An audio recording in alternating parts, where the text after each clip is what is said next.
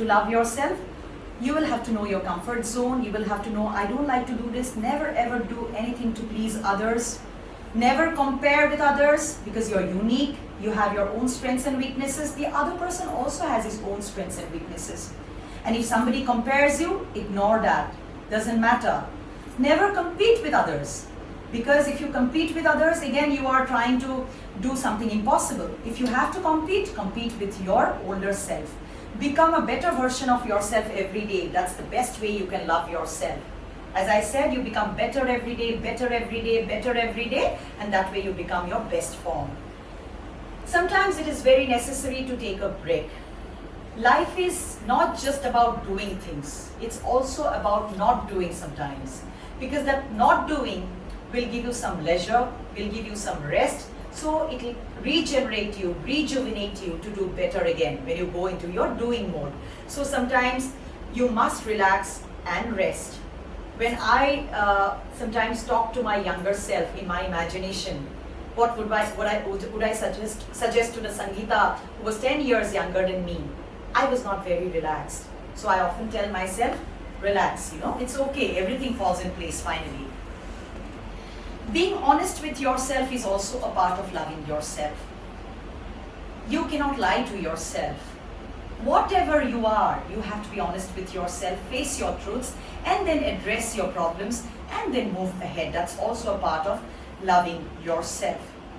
And please forgive yourself for your bad past. If there are mistakes in the past, if there are problems in the past, do not carry this for an entire lifetime. Please forgive yourself. Sometimes being too harsh on ourselves is like hating ourselves. That way we finish ourselves emotionally and spiritually.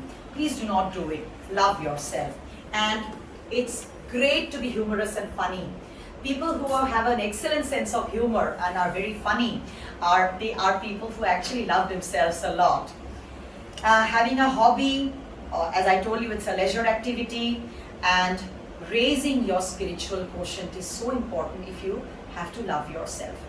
Now, we need to understand three words here. One is IQ, one is EQ, and one is SQ. IQ, all of us know, it is intelligence quotient. So when a child has to perform well in the exams, when it's related to his academic performance, when it's related to his scholastic performance, the parameter which is often measured is intelligence quotient, that is IQ. Fine. To be successful in your academics, you need to have a good IQ. But to be successful in life, in your relationships, in your profession also, and in your personal life, you need a high EQ, that is emotional quotient. EQ means you have to know how to manage your own emotions by being self-aware. To be able to show the right emotion at the right time, to the right degree, for the right purpose, in the right direction, is being emotionally intelligent. But when I'm talking about loving myself, I'm talking about having a high SQ. Now what is high SQ? SQ is spiritual quotient. Without spirituality, I'm not talking about religion at all.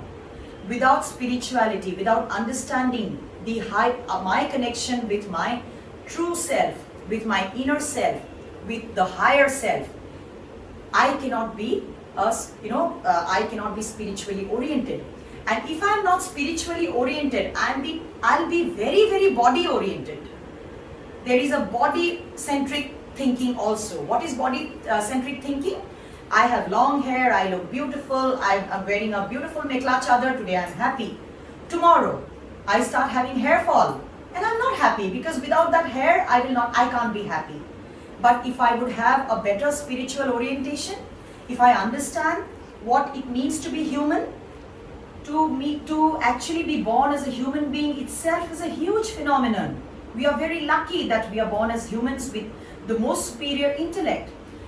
To actually understand our true potential, if we understand what is our purpose in life, how I want to live my life, whether I want to restrict my life to my body, or I want to proceed to the level of my mind, intellect, my energy field, and then to my soul. It is all a matter of personal choice and awareness. So it is by raising my spiritual orientation and my spiritual quotient that I can truly love myself. So by now we have understood that loving oneself is a basic human necessity. It is necessary that I love myself before I love others. Now you might be surprised. Am I teaching you to get selfish? Am I asking you to be egoistic? No. Let me clarify myself here again. Loving myself means I'm aware of myself. I know who I am. I know my strengths and weaknesses. I accept myself as I am, and I continue on my journey of self-improvement. I know my highest potential is far away. I'm working towards reaching my true highest potential, and in the process I meet obstacles, I meet hurdles. I learn from my mistakes, I become wiser, but I am on my journey towards my highest goal. I'm created for an extraordinary purpose, and let me be true to my inner self. Let me be honest, and let me love myself. Now, how is it different from being narcissistic? Now, here comes the point where it is different from being selfish and being narcissistic. You must be knowing the story of Narcissus. It is a Greek mythology where in that Greek mythology, Narcissus is a character. He's not a god, but he's a man who was extremely, extremely good looking. He was very handsome. He had never seen himself in the mirror, and the mythology goes like this, that there was a prediction which said that the day he looks at his own reflection, that day he will die, and that came out to be true. One day he saw his own reflection in the water of a pond, and he fell in love with his own reflection because he was so handsome, so good looking. So he wanted to have that beautiful image of himself, which was impossible because that was just a reflection. So since he went into despair and depression, he drowned himself in that pond of water and he died. This is actually a symbolic representation of what happens when a person is very, very self-absorbed. The story or the mythology behind, the mythology related to Narcissus actually talks about excessive self-absorbed attitude leading to insanity. Insanity to the point that I kill myself or I choose death over life just for the sake of self-love. The self-love that we are talking about today is necessary for mental, physical, spiritual and social well-being. Narcissism is not necessary or healthy for mental, physical or spiritual or social well-being. So there's a difference between the two. Sometimes people tell people who love themselves, I love myself a lot. So you may hate me for that, you may love me for that. If you love me, I'll be happy. If you hate me, it will not make a difference to me anymore. But which means that at one point of time, it would make a difference. Maybe before 20 years back, it would make a difference. But gradually, I understood that it shouldn't make a difference.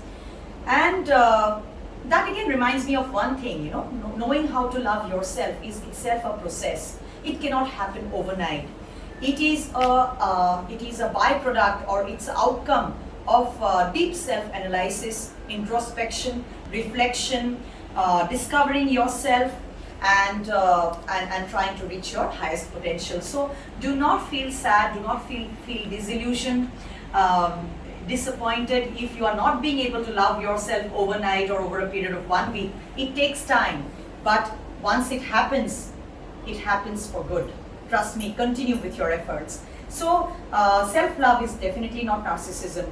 Self-love is definitely not egocentricity, because egocentricity, though sometimes they are said to be synonymous, they are not. Egocentricity is being selfish to the point that you don't care about the well-being of others. You start doing things which hurt others, which devastates others, which destroys others. But in self-love, I have told you that it's about feeling full, feeling joyful, feeling happy within ourselves, so that my joy and happiness overflows and it touches the life of others. So if you love yourself, you are actually indirectly loving everybody around yourself, and you are also loving the society, because you'll be contributing to the society in the long run, knowingly or unknowingly.